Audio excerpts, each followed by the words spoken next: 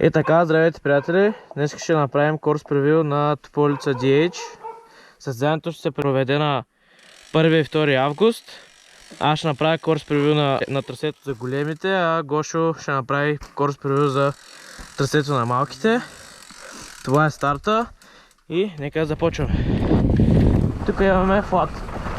След това имаме един вираж.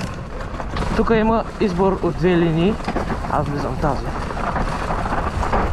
Тук има една еска. След това влизаме в най-новата част от трасето. Тази скорост направа. Тук се качваме горе. Тук има един скок. След това още скорост направа. Тук има вираж. Тук има един скок, който е доста готин. Продължаваме по новата скоростна част.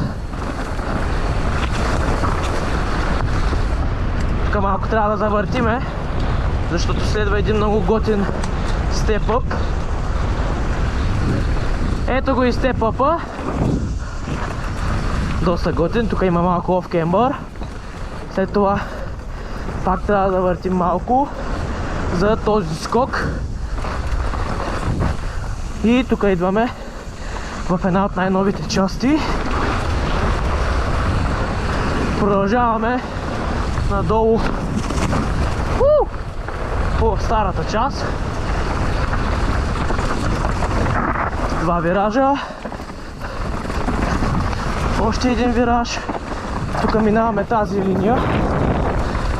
След това следва скоростната права на DH-а. Ето я. Има мрежа за по-неопитните. Може да се изсипят. Тук има скок. Тук има много бърза еска. След нея веднага има скок. Вираж. Тук има доста готина линия. След това този вираж. Флат завой. Тук следва лоурайда. И тук е една от най-любимите части на състезателите от миналата година, а именно дропа. След това имаме скоростна еска. Готин вираж. След това тук вече има новата част, която миналата година не я нямаше. Т.е. за големите минават от тук по правата, за да може да имат по-голяма скорост. Тук има доста готино скокче. Тук също има готино скокче. Само да не засечем Гошо. Няма. След това влизаме в финалната част от трасето, която е на много помпене. Ето така.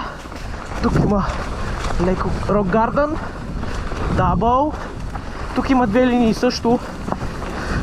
Този скок, този доста готин вираж,